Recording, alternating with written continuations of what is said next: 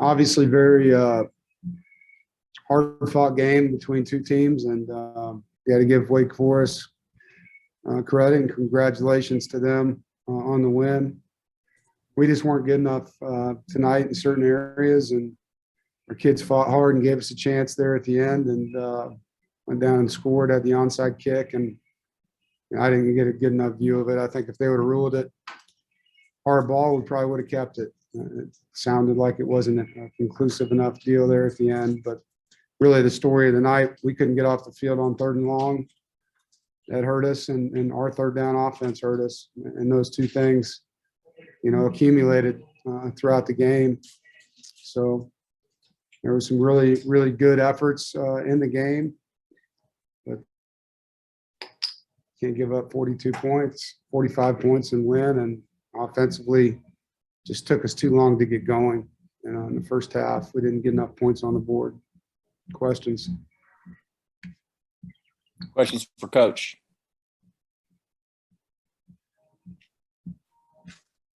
Go ahead, David.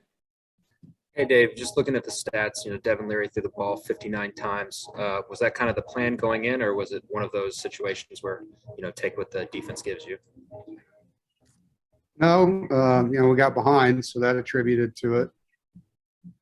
But they had some injuries at corner, and we felt like we could run by them, which we were.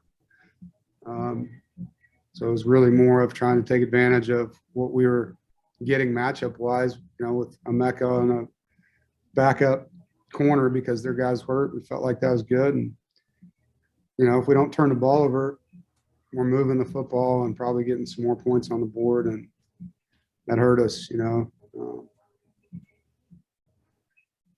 lose the turnover margin on the road, you're not going to win many games. Go ahead, Luke. Hey, Dave, you mentioned the third downs on defense, especially on that 6-minute drive they had there. Anything you can point to with that? Is that something you have to look at the film, or were there things you could see happening that you Yeah, our corners didn't make any plays.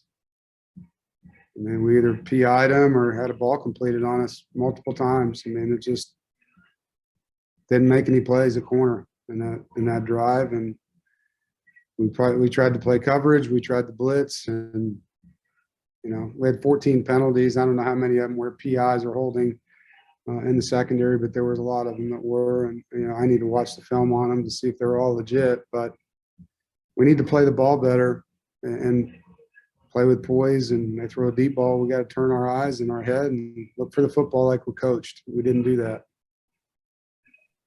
Go ahead, Brett. Dave, what went into the decision to not kick the ball out of the end zone at the end of the first half after you scored?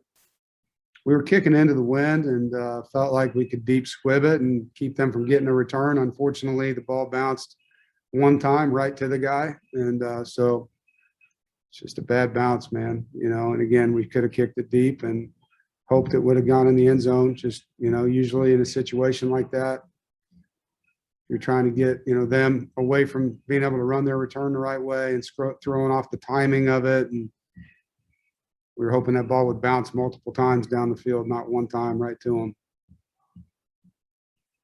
Go ahead, David.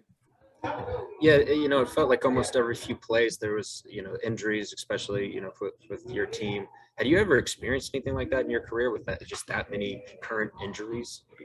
We're held together by duct tape at some spots right now, man. We got some kids playing with a lot of bumps and bruises. And as you know, our depth chart on defense has been decimated. Savion's out now too. So we're really down some players, and the guys that are playing are beat up, and they're playing with a lot of grit, a lot of toughness, but it's taken its toll on us. Yeah.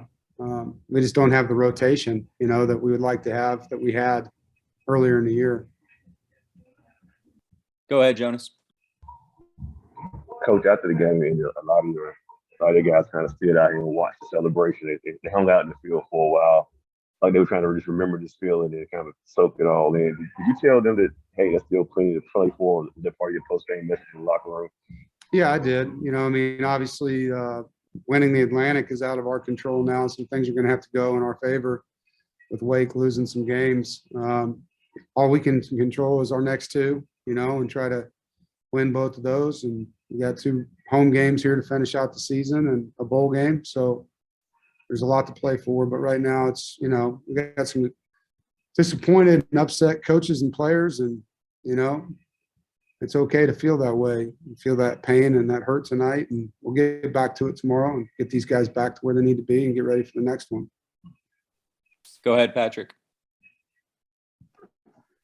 Coach, there's been a lot of talk about, writing your own story and controlling the destiny, as you just mentioned. I mean, how does that story change from here? Well, we don't control the destiny anymore. So, at this point, it's how we respond to adversity and how we finish. We get Syracuse at home, we get UNC at home, and we get a bowl game. We got 3 opportunities to go play great football with people we love, and that's what it's going to be about. So, the narrative's changed a little bit, but the fact that we got to go compete doesn't. Last question for Coach from James Henderson. Hey, Dave, you just completed 4 out of 5 on the road. I don't know if that was the first time you've done that. I mean, at state, was it? And how tough was it having to deal with that? Yeah, and I think 4 of the 5 were at 7:30. So it's been a long 5 weeks, man. Getting home at, anywhere from 12 to 4 in the morning and being on the road as much as we've been, it's been a grind. So it'd be good to finish at home. But yeah, it was definitely a challenging midsection to the schedule. And I have not been through that, to answer your question, no. Thanks for joining us, Coach. All right.